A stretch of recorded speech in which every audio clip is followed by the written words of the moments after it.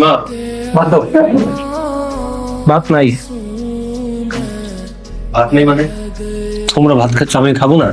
আমার কষ্টে উপার্জন করা টাকার ভাত আমি নষ্ট করতে চাই না। তার মানে কি? মানে আমি যেগুলো খাই এগুলো খেলে খাবার নষ্ট হয়?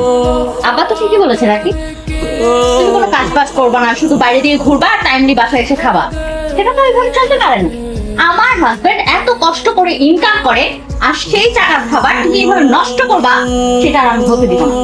আব্বা, আম্মা, আমারও তো একটা ভবিষ্যৎ আছে আর সেটা নিয়ে তো আপনাদের চিন্তা করা উচিত। বৌমা তুমি চুপ করো, চুপ করে খাও।